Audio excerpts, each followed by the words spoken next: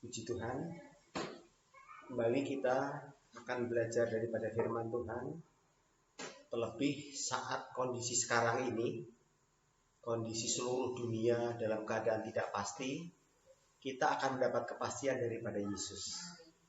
Kita sama-sama baca Injil Lukas pasal yang ke-10 ayat yang ke-21 sampai dengan ayat yang ke-22. Sudah ketemu semua?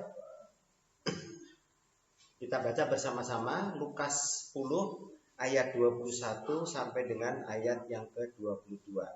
Yuk, 1, 2, 3. Pada waktu itu juga bergembiralah Yesus dalam Roh Kudus dan berkata, "Aku bersyukur kepadamu Bapa, Tuhan langit dan bumi, karena semuanya itu Engkau sembunyikan bagi orang bijak dan orang pandai, tetapi Engkau nyatakan kepada orang kecil. Ya Bapa, itulah yang berkenan kepadamu. Semua telah diserahkan kepadaku oleh Bapakku, dan tidak ada seorang pun yang tahu siapakah anak selain Bapa, dan siapakah Bapa selain anak, dan orang yang kepadanya anak itu berkenan menyatakan hal itu." Saat ini seluruh dunia dalam kondisi yang serba tidak pasti, dengan COVID-19, dengan persoalan alam, persoalan ekonomi, persoalan kesehatan dan sebagainya. Semua menghadapi keadaan yang tidak pasti. Satu-satunya yang bisa membuat kepastian dan bisa menyelesaikan masalah ini hanyalah Yesus saja. Amin nggak? Amin ya. Tapi mana faktanya? Kita sudah berdoa, sudah ibadah, sudah melakukan segala sesuatu.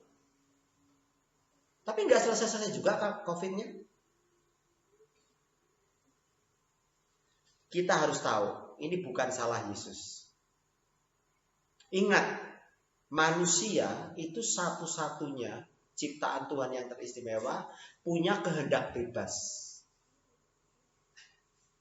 Manusia bisa menolak, manusia bisa menerima, manusia bisa acuh.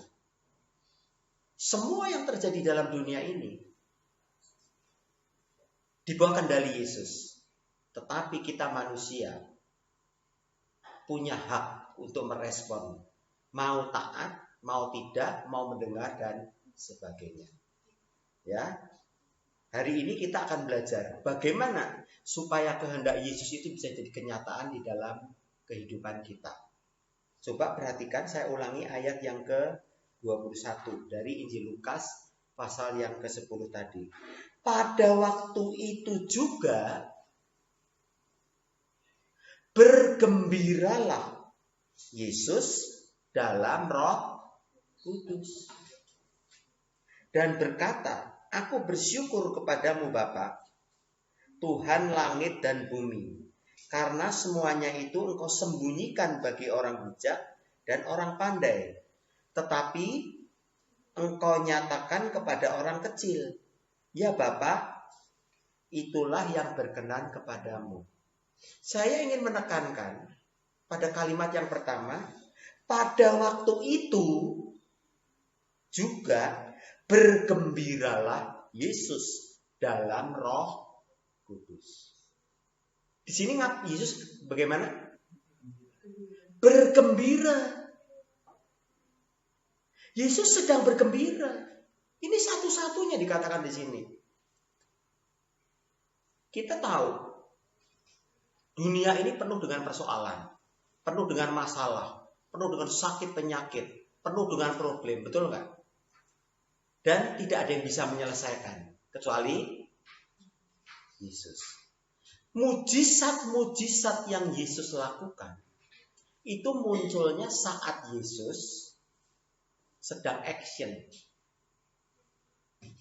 Dan action Yesus itu mengeluarkan kuasanya, menyembuhkan orang buta, orang tuli, orang bisu, orang lumpuh, bahkan orang mati. Bisa diselesaikan saat Yesus action. Tapi sebelum Yesus action, pasti muncul sesuatu dulu dalam dirinya. Tahu apa yang kita pelajari beberapa waktu ini? Saat Yesus berbelas kasihan. Saat Yesus berbelas kasihan, mujizat pasti terjadi. Jadi bagaimana caranya supaya Yesus itu merasa terenyuh dan berbelas kasihan? Terjadilah mujizat. Tapi ternyata mujizat itu tidak cukup. Yesus marah dan mengecam di tempat di mana mujizat banyak terjadi. Karena apa? Yuk kita lihat di dalam Injil Lukas juga pasal yang ke-10 ayat yang ke-13 sampai ayat yang ke-16. Jadi ini sebelum Yesus bergembira tadi. Yesus mengecam beberapa kota. Lukas 10 mulai ayat 13. Celakalah engkau Korazim, celakalah engkau Betsaida, karena jika di Tirus dan di Sidon terjadi mujizat-mujizat yang telah terjadi di tengah-tengah kamu, sudah lama mereka bertobat dan berkabung. Akan tetapi pada waktu penghakiman, tanggungan Tirus dan Sidon akan lebih ringan daripada tanggunganmu. Dan engkau Kapernaum, apakah engkau akan dinaikkan sampai ke langit? Tidak, engkau akan diturunkan sampai ke dunia orang mati. Barang siapa mendengarkan kamu, ia mendengarkan aku. Dan barang siapa menolak kamu, ia menolak aku. Dan barang siapa menolak aku, ia menolak dia yang mengutus aku. Di Korazim, di Betsaida, di Kapernaum, kotanya sendiri. Yesus rumahnya di Kapernaum. Banyak mujizat terjadi. Tetapi apa yang terjadi? Dunia semakin rusak. Padahal ada mujizat. Dan mujizat munculnya dari belas kasihan Yesus. Jadi hari ini kita akan belajar. Tidak cukup hanya belas kasihan Yesus. Tetapi akibat dari belas kasihan itu adalah mujizat. Dan respon kita terhadap mujizat itulah yang akan menentukan.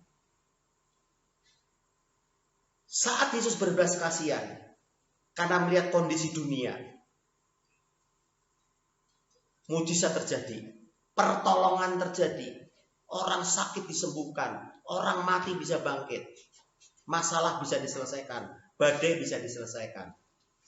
Tapi itu tidak menyelesaikan masalah. Karena apa? Karena respon kita manusia terhadap mujizat itu salah. Sehingga Yesus mengecam. Ini tadi kita melihat, ya. Yesus mengecam kota-kota, kota Korazim, kota Betsaida, Kapernaum, dan di tempat-tempat lain. Bahkan dibandingkan dengan Tirus dan Sidon. Juga dibandingkan dengan, di dalam Injil Matius dibandingkan dengan Sodom dan Gomora. Jadi kita sudah membangkitkan belas kasihan Yesus. Mujizat sudah terjadi. Tapi respon kita terhadap belas kasihan Yesus dan mujizatnya itu yang masih salah. Kita tahu dunia tidak akan bisa selamat tanpa Yesus. Betul nggak? Dengan perbuatan baik kita, dengan amal kita, dengan apapun yang kita lakukan, kita tidak bisa menyelamatkan diri. Satu-satunya jalan keselamatan adalah melalui Yesus. Saat kita percaya dan menerima Dia dan mengikuti jejaknya, kita akan selamat bisa sampai ke surga. Tidak seorang pun sampai kepada Bapa kecuali melalui aku. Yesus berkata begitu. Tapi yang jadi masalah, saat kita terima Yesus, kita sudah menerima keselamatan, ada satu ayat yang harus kita lakukan kembali. Tetaplah kerjakan keselamatanmu. Kalau keselamatan itu tidak kita kerjakan, apa yang terjadi dengan dunia ini? Orang yang tidak selamat jauh lebih banyak. Mereka yang akan mempengaruhi kita. Seharusnya kita tetap mengerjakan keselamatan yang kita terima, supaya orang-orang lain juga ikut selamat. Begitu juga dengan belas kasihan Yesus. Saat Yesus berbelas kasihan, muncullah mujizat-mujizat. Tetapi respon kita terhadap mujizat itulah yang salah. Sehingga Yesus mengecam, Yesus sedih, Yesus susah.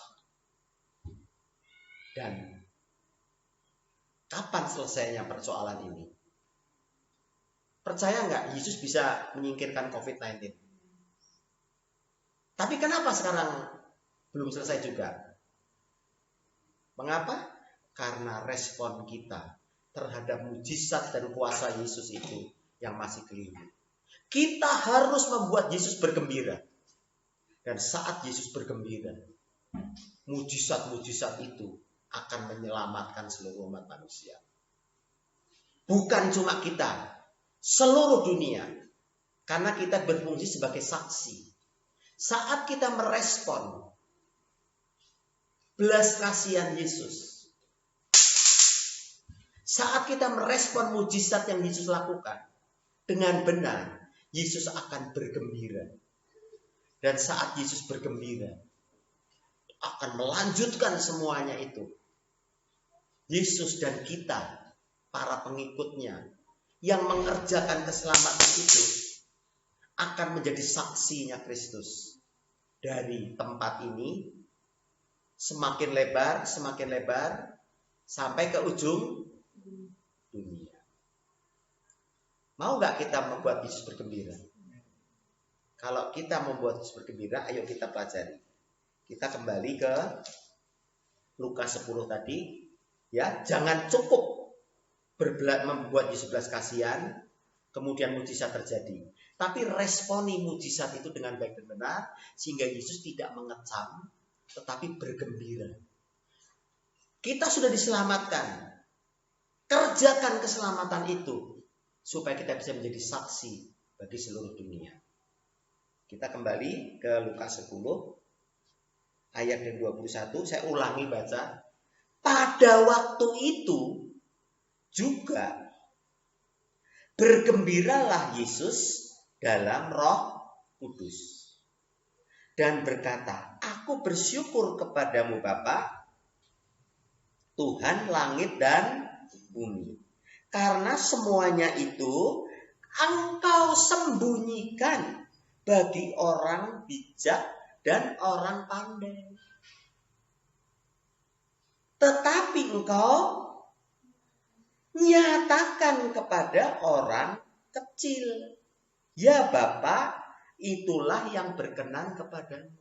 Jadi yang pertama, kita ini harus mencari perkenanan Bapa. Banyak orang sudah diselamatkan, tetapi hidupnya tidak berkenan kepada Bapa. Banyak orang sudah mengalami mujizat, tapi hidupnya tidak mengalami perkenanan Bapa. Makanya sekarang mujizat banyak tidak terjadi. Pernah mengalami mujizat? Mujizat yang tahu-tahu badai bisa berhenti, Yesus berjalan di atas air dan sebagainya. Itu kan sampai sekarang banyak orang bilang itu kan zaman dulu. Sekarang udah nggak ada mujizat. Memangnya Yesus sudah nggak bisa bikin mujizat? Yesus tidak pernah berubah. Dulu, sekarang, sampai selama-lamanya. Yang membuat sekarang mujizat tidak terjadi, karena saat Yesus mau berbelas kasihan, Yesus tahu kita salah di dalam meresponi mujizat-mujizat yang terjadi. Nah, di sini kita mencari perkenanan Bapa. Apa perkenanan Bapa itu? Di Lukas 10 ayat 21 tadi cukup jelas ya. Pada waktu itu juga bergembiralah Yesus dalam Roh Kudus dan berkata, aku bersyukur kepadamu Bapa, Tuhan langit dan bumi, karena semuanya itu engkau sembunyikan bagi orang bijak dan orang pandai, tetapi engkau nyatakan kepada orang kecil. Itu yang berkenan kepada Bapa. Jadi di sini kita harus tahu, Bapa itu di dalam mengeluarkan kuasanya, di dalam menyatakan kekuasaannya, itu dia menyembunyikan terhadap orang bijak dan orang pandai. Tapi dia nyatakan kepada orang kecil. Nah, di sini seringkali tanggapan kita itu salah. Kalau gitu kita nggak usah belajar. Kita nggak usah jadi orang pandai. Kita nggak usah jadi orang bijak. Jadi orang kecil. Apalagi ada ayat yang mengatakan, berbahagialah orang yang miskin di dunia, karena mereka yang mempunyai kerajaan surga. Makanya nggak usah jadi kaya.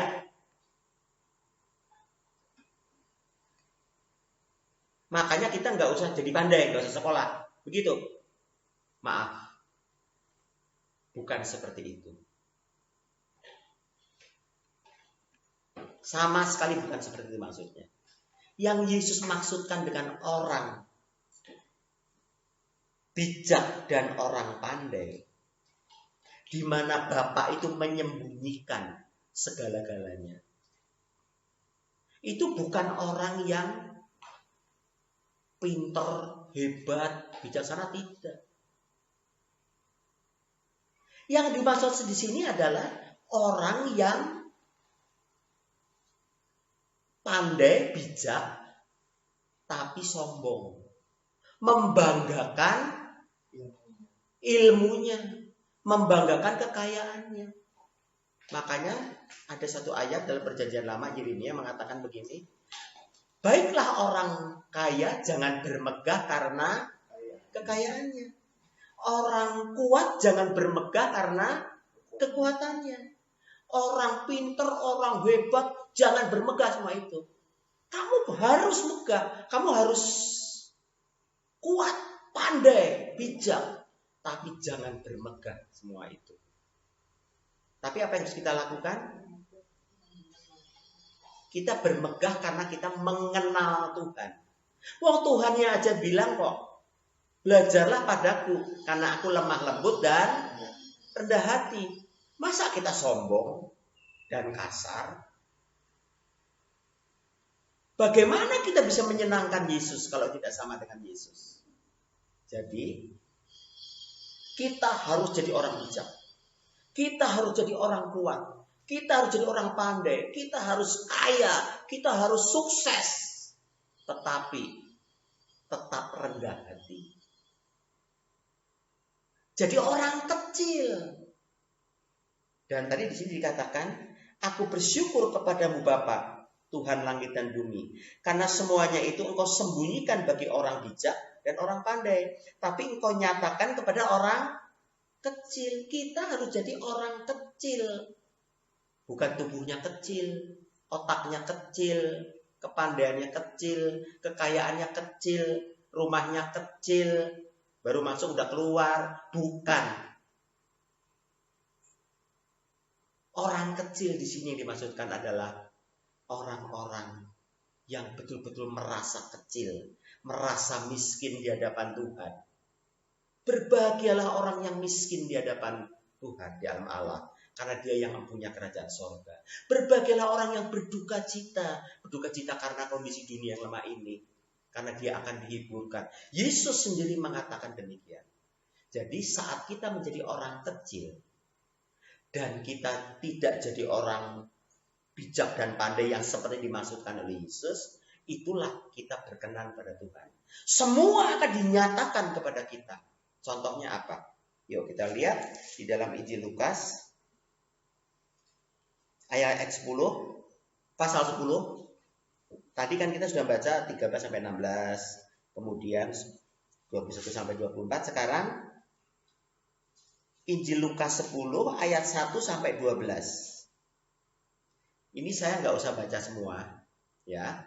Tapi intinya satu, Yesus mengutus 70 murid. Kalau yang Matius, makanya Matius juga nulis ini, itu mengutus 12 murid. Nah, setelah mereka diutus pergi ke kota-kota, mereka itu pulang. Nah, setelah pulang, ayo kita baca Lukas 10 mulai ayat 17. Coba perhatikan. Perhatikan ya. Lukas 10 ayat 17 sampai 20. Judulnya apa? Kembalinya ke 70 murid. Kalau yang di Matius kembalinya 12 murid. Ya. Saya bacakan ya. Coba tolong perhatikan. Kemudian ke 70 murid itu kembali dengan gembira. Dengan apa? Gembira. Mereka barusan melakukan tugas. Padahal Yesus mengatakan jangan bawa ini, jangan bawa itu. Harus begini, harus begitu. Tapi mereka pulang dengan gembira. Gembira menjalankan tugas. Kalau kita punya tugas pelayanan, kita lakukan dengan gembira apa bersungut-sungut? Kemudian ke 70 murid itu kembali dengan gembira dan berkata, Tuhan, juga setan-setan takluk kepada kami demi namamu. Ternyata orang kecil itu diberi kuasa sehingga setan-setan saja takluk. Bahkan orang murid-murid ini juga bisa menyembuhkan orang-orang sakit seperti Yesus. Dalam kitab Kisah Para Rasul, kita tahu kan setelah mereka kepenuhan Roh Kudus, Petrus saja bisa bikin mujizat, bisa kan? Bangkitkan orang mati siapa? Dorcas atau Tabita, ya. Menyembuhkan orang lumpuh yang di pintu gerbang indah. Membangkitkan banyak mujizat-mujizat. Bayangannya saja bisa menyembuhkan orang sakit. Waktu Petrus berjalan, di pinggir jalan orang-orang nggak usah minta tumpangin tangan. Asal kelewatan bayangannya Petrus saja bisa sembuh. Ini orang kecil. Petrus itu orang kecil.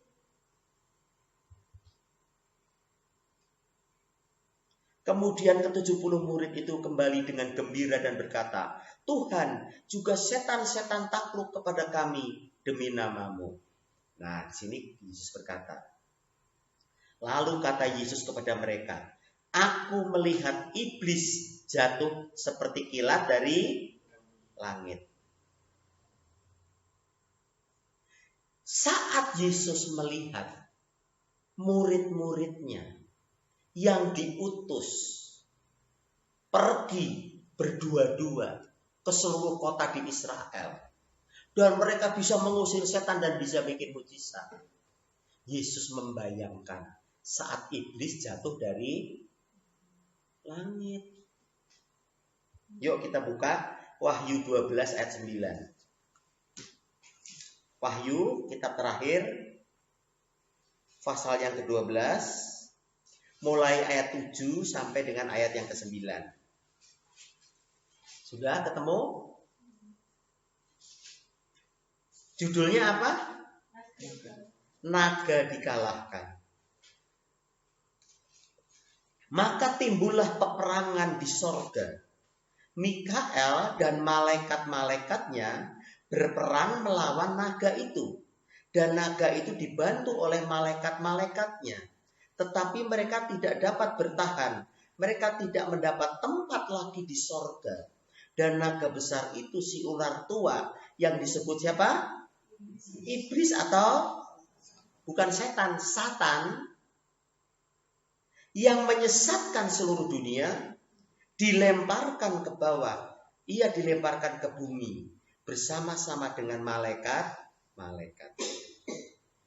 Saat Yesus melihat murid-muridnya yang diutusnya, baik 12 murid utama maupun 70 murid yang level kedua, pergi kemana-mana, punya mujizat kuasa, bisa mengalahkan setan-setan dan menyembuhkan berbagai macam penyakit.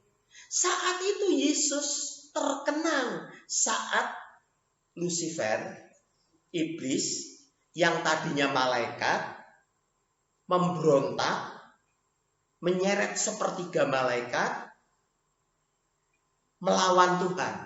Kemudian berperang melawan Mikael dan 2/3 malaikat yang lain. Dan iblis itu kalah. Iblis kalah dan dilemparkan. Itu yang jadi pegangan. Iblis sekarang masih berkeliaran enggak? Masih. Belum dicemplungin neraka, belum. Masih mengganggu kita enggak? Kita sering digoda enggak untuk berbuat dosa? Masih. Tetapi kita harus ingat, saat kita digoda oleh si iblis, iblisnya, engkau sudah dikalahkan. Engkau sudah tidak di sorga lagi. Bahkan dosaku, kamu juga berdosa. Dosaku sudah ditebus di Golgota. Itu pegangan kita. Kita pegang, walaupun saat ini kita masih dalam tubuh dunia. Kita masih bisa berbuat dosa. Tetapi iblis sudah dilempar dari sorga. Dan dosa kita sudah ditebus di Golgota oleh Yesus. Dan kita jadi orang kecil. Orang yang rendah hati. Orang yang mau dipenuhi oleh Roh Kudus. Ingat. Kenapa Yesus mengecam Korazim, Betsaida, dan juga Kapernaum? Kenapa Yesus mengecam padahal ada banyak mujizat? Karena penguasa mereka, orang-orang Farisi, ahli-ahli Taurat, para imam, itu adalah orang-orang yang bukan orang kecil, tapi orang yang sombong. Ingat perumpamaan Yesus mengenai orang Farisi dan pemungut cukai? Orang Farisi bilang apa? Dia berdoa di perempatan supaya dilihat oleh orang. Sombong dia. Dan dia bilang, Tuhan, aku melakukan ini, aku berpuasa, aku begini, aku begitu. Aku tidak seperti pemungut cukai itu. Makanya Yesus bilang, yang ku kehendaki bukan persembahan, tapi apa? Belas kasihan. Sedangkan si pemungut cukai gak berdiri, dia berada di pojok, menunduk, memukul diri. Dia mengatakan apa? Tuhan, kasihanilah aku. Dia minta belas kasihan orang yang berdosa ini. Yang dibenarkan siapa? Pemungut cukai. Itu orang kecil. Saya ingin mengajak kita semua jadi orang kecil. Bukan tubuhnya kecil, otaknya kecil, semuanya enggak. Kita harus kuat, hebat dan sebagainya. Tetapi tetap menjadi orang kecil di mana Bapa berkenan kepada kita. Kita tidak bermegah atas kelebihan-kelebihan kita, tapi kita bermegah atas bahwa kita ini mengenal Tuhan. Itu yang Tuhan kehendaki. Jadilah orang kecil. Coba bayangkan, murid Yesus itu orang-orang apa sih? Petrus, Andreas itu apa? Nelayan. Yohanes, Yakobus, nelayan. Ya. Matius, pemungut cukai. Simon orang Selot. Semua orang-orang sederhana. Tetapi mereka mau meninggalkan segala-galanya. Mengikut Yesus. Taat kepada Yesus. Mau diajar. Padahal Yesus di situ sebagai tukang kayu. Bukan ahli Taurat. Bukan suku Lewi. Bukan. Mereka itu adalah orang-orang kecil yang mau mengikut Yesus. Dengan sederhana. Belajar rendah hati. Itulah orang kecil. Itulah yang Yesus senang. Yesus senang itu karena apa? Karena dia melihat, mengingat iblis jatuh dari langit. Ya, kata di ayat yang ke-18 tadi. Lalu kata Yesus kepada mereka, aku melihat iblis jatuh seperti kilat dari langit. Dan kemudian ayat yang ke-19, coba tolong perhatikan. Sesungguhnya aku telah memberikan kuasa kepada siapa? Kamu, orang kecil. Untuk apa? Menginjak ular dan kalajengking. Dan kuasa untuk menahan kekuatan musuh. Sehingga tidak ada yang akan membahayakan kamu.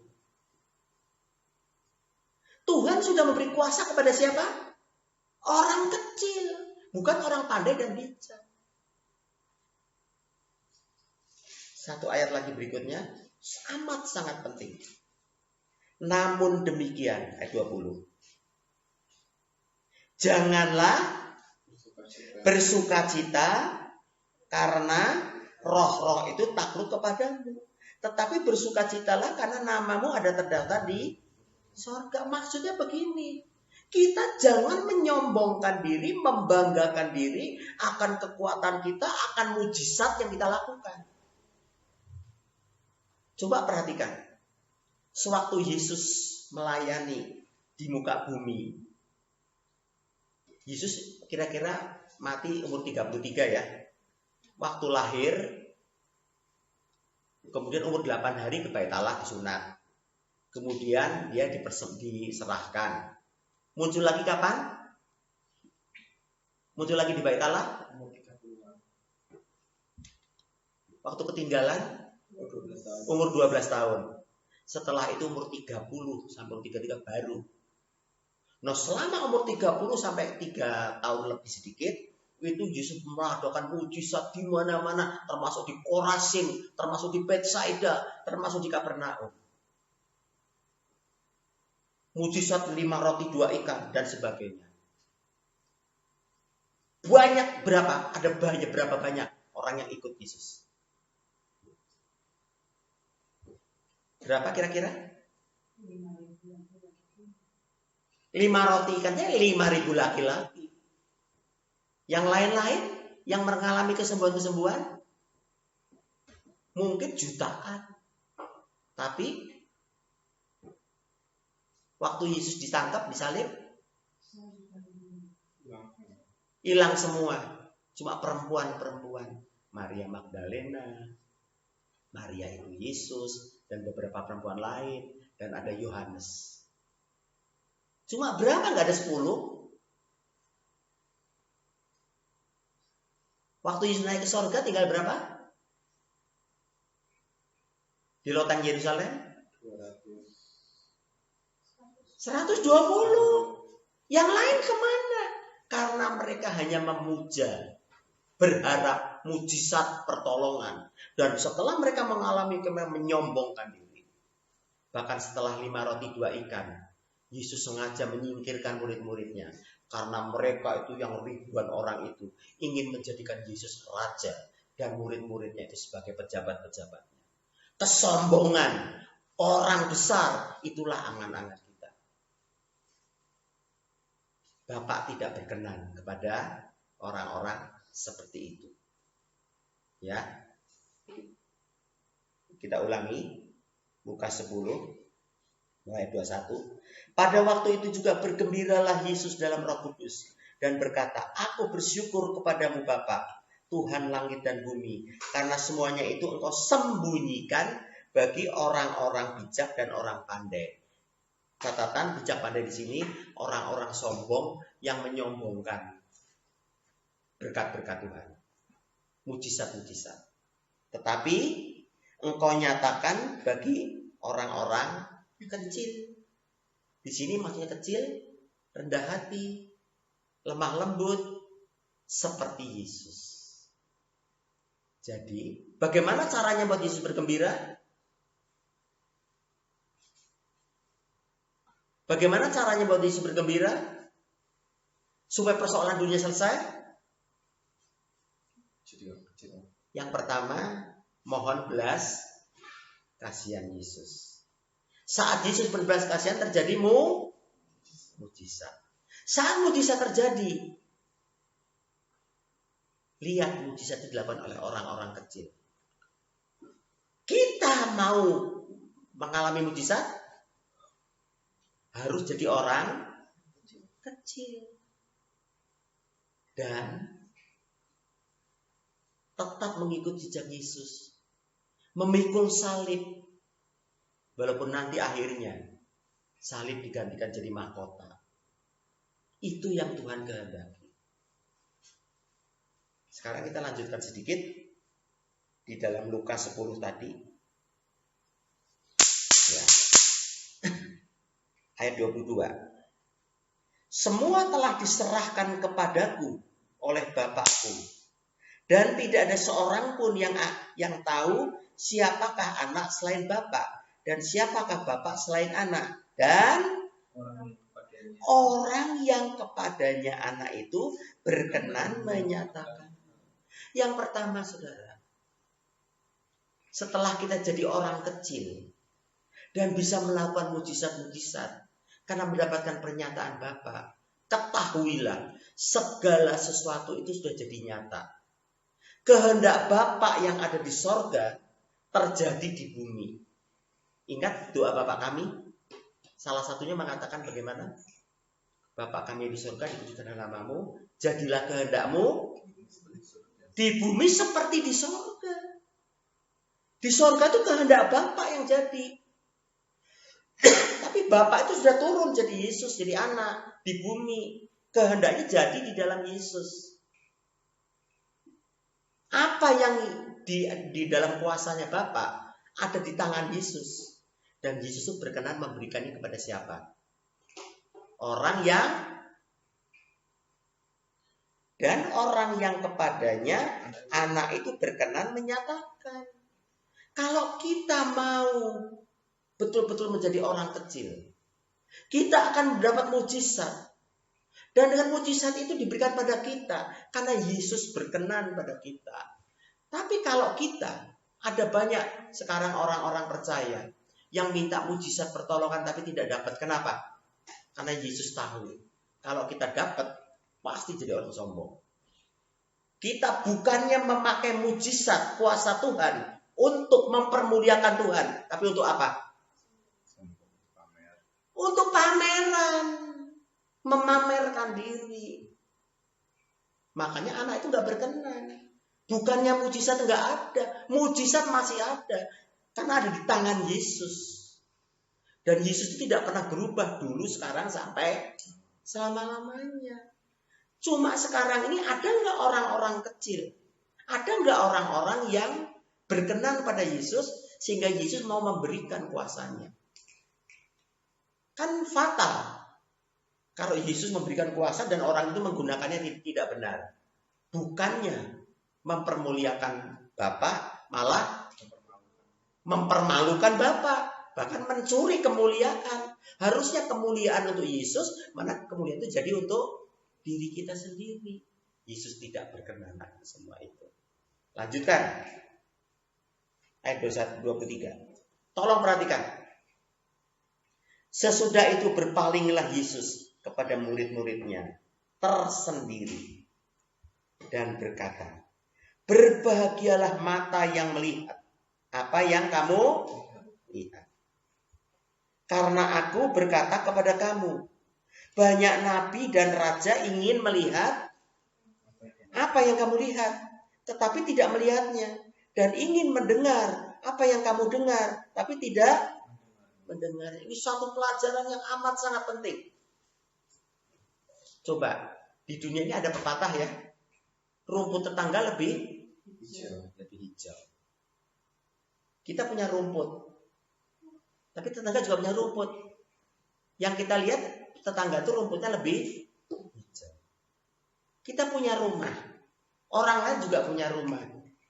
Tapi seperti apapun juga biasanya kita mengagumi rumah orang lain. Rumah itu bagus loh. Rumputnya lebih hijau loh. Lupa sama yang punya kita sendiri. Ini satu penyakit dari kita. Kita melihat dari orang lain apa yang bagus, yang baik. Sedangkan apa yang Tuhan berikan pada kita, kita anggap remeh. Betul nggak? Ingat nggak waktu Yesus, waktu mau melayani, Dia melayani di Nazaret, di tempatnya sendiri. Dia bikin mujizat. Orang-orang melihat, wah luar biasa ya. Ini belajar di mana ya? Ini kuliahnya di mana ya? Yesus kuliah di mana sih? Kok bisa bikin mujizat seperti ini? Tapi akhirnya gimana? Dia itu kan anak tukang kayu. Ibunya namanya Maria. Saudaranya bersama kita. Lalu mereka kecewa dan menolak. Yesus bilang, seorang nabi tidak dihormati di tempat asalnya. Bukankah kita juga sering seperti itu? Kita silau melihat yang lain yang di luar sana. Tetapi apa yang hebat di dalam diri kita, yang bagus dalam diri kita, kita lupa. Ingat, Yesus mengecam murid-muridnya. Saya ulangi, sesudah itu berpalinglah Yesus kepada murid-muridnya tersendiri dan berkata, berbahagialah mata yang melihat apa yang kamu lihat. Yang kamu lihat itu loh, yang dilihat oleh murid-muridnya apa? Di sini. Yang dilihat oleh murid-murid itu apa? Saya ulangi. Berbahagialah mata yang melihat apa yang kamu lihat. Yang dilihat oleh murid-muridnya ini apa? Bukan cuma mujizat. Si pembuat mujizat. Yang dilihat itu siapa? Yesus. Tapi yang mereka bayangkan, saudara, murid-muridnya waktu itu melihat Yesus kan anak tukang kayu. Yang terpatri di otak mereka itu apa? Siapa? Bapak Abraham, Raja Daud, Salomo yang penuh hikmat, para nabi. Wah, seneng ya kalau aku dulu zaman Musa. Wah, seneng ya aku zaman Abraham. Mereka nggak tahu. Mereka tidak memandang Yesus yang lebih besar. Kan Yesus pernah berkata ya, yang ada di sini lebih besar dari Salomo. Bahkan Yesus pernah bilang, sebelum Abraham ada, aku sudah ada. Tapi mereka tidak memandang. Yang dipandang yang nggak kelihatan.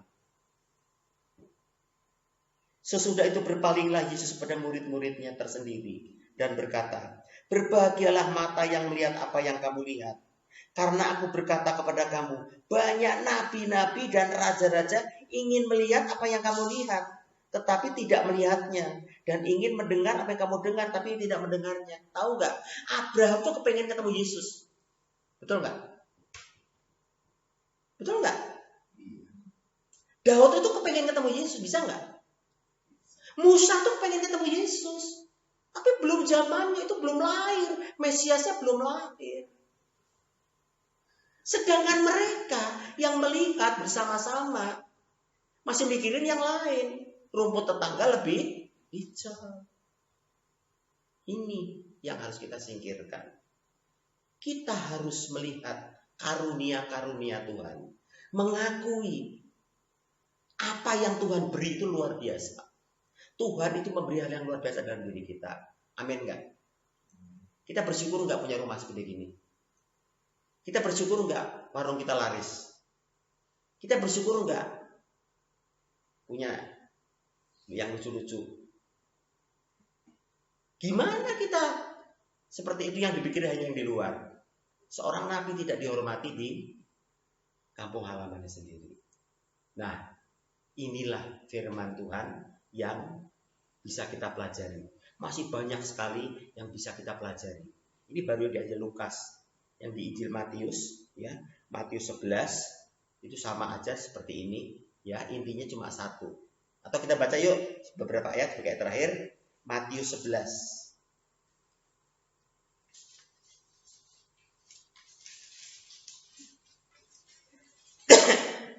Ayat 25 sampai 27 saja. Nanti kalau dilanjutin sangat panjang. Matius 11 ayat 25 sampai 27. Sudah ketemu? Pada waktu itu Berkatalah Yesus, aku bersyukur kepadamu Bapa. Di sini tidak disebutkan bergembira, ya, tapi sama sebetulnya.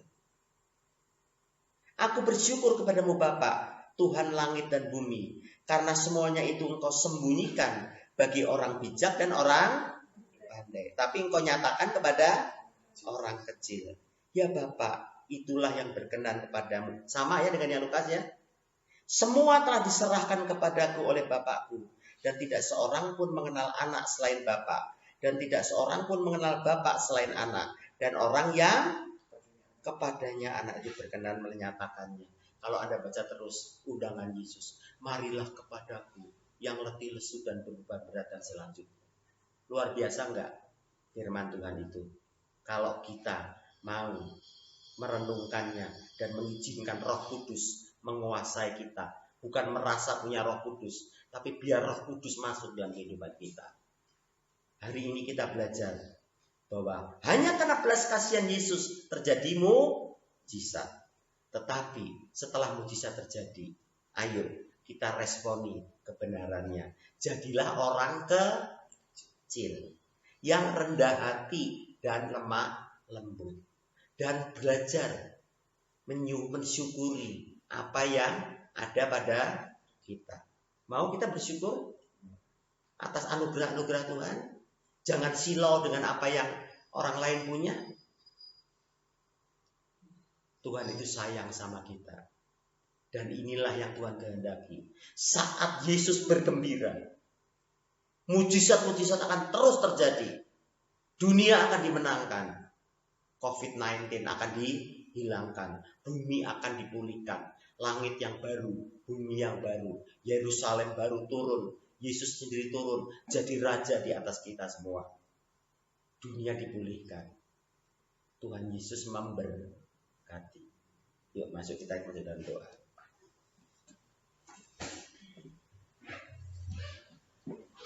Bapak di sorga, terima kasih kami boleh belajar dari firman-Mu. Kami akui Bapak kecaman-Mu, teguran-Mu kepada kami. Kami akui Bapa, kami merindukan mujizat. Tetapi seringkali Bapa, kami tidak membuat Engkau berbelas kasihan. Bahkan kami seringkali membuat Engkau marah. Oleh itu Tuhan, tolonglah kami untuk kami belajar daripada firman-Mu, bahwa Bapa itu hanya berkenan kepada orang-orang kecil, orang-orang yang berkenan di hadapan-Mu. Bukan menjadi orang yang memegahkan berkat-berkat yang daripada-Mu. Kalau kami kuat, kalau kami pandai, kalau kami kaya, kalau kami luar biasa, itu semua anugerah-Mu. Bukan untuk kami pamerkan, tapi untuk kami pergunakan bagi kemuliaan nama-Mu. Bapa di sorga, tolonglah kami untuk menjadi orang yang kecil di hadapan-Mu, miskin di hadapan-Mu. Tetapi Engkau pakai karena Engkau berkenan kepada kami. Engkau memperlengkapi kami dengan kekuasaan dari tempat yang maha tinggi. Bapa di sorga, tolonglah kami untuk membuat Engkau bergembira dengan cara menjadi orang kecil, dengan cara orang yang bisa bersyukur atas semua anugerah yang Tuhan berikan pada kami. Tidak silau kepada orang-orang lain. Yang Engkau kehendaki adalah belas kasihan, bukan persembahan. Kami tahu Tuhan, persembahan itu juga perlu. Namun, biarlah kami fokus pada belas kasihan-Mu. Terima kasih Bapak di sorga, meteraikan firman-Mu di dalam kehidupan kami, supaya kami dapat menangkap, mengerti, memahami, dan melakukannya. Kami rindu Tuhan saat ini di dunia yang sedang penuh dengan persoalan pandemi, persoalan alam semesta yang semakin rusak.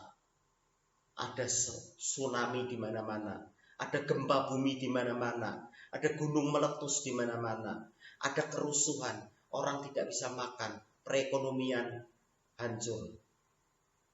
Bapak, semua itu hanya bisa Engkau selesaikan. Hanya Engkau satu-satunya yang bisa menyelesaikan. Saat engkau berbelas kasihan, akan muncul mujizat. Mampukan kami Tuhan untuk bersikap benar sehingga mujizat terjadi. Dan saat mujizat terjadi, mampukan kami Tuhan meresponinya dengan benar. Bahwa itu adalah untuk kemuliaan nama-Mu. Bukan kami sombongkan, kami pamerkan. Sehingga kami mempermalukan Engkau.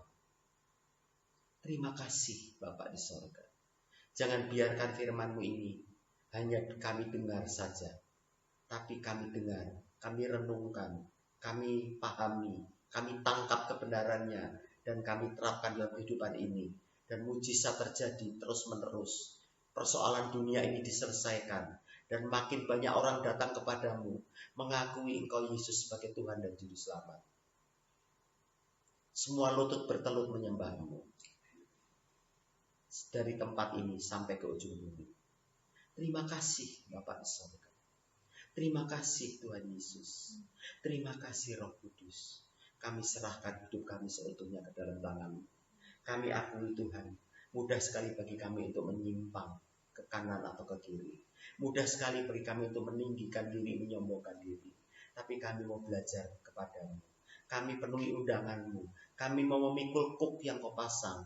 Kami mau belajar menjadi orang yang lemah lembut dan rendah hati. Dan kami percaya persoalan kami semua akan diselesaikan. Semua orang melihat, menyaksikan, dan nama-Mu akan dipuji dan dipermuliakan. Terima kasih Bapak. Kami akan tutup ibadah kami. Kami akan kembali ke aktivitas kami. Kami serahkan semuanya ke dalam tangan-Mu. Kami mau hidup dipimpin oleh Roh Kudus saja. Roh Kudus yang sudah dicurahkan untuk mengatasi keterbatasan kami.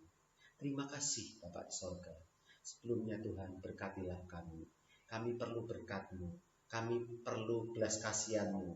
Kami perlu membuat Engkau bergembira. Supaya semua ini berkelanjutan.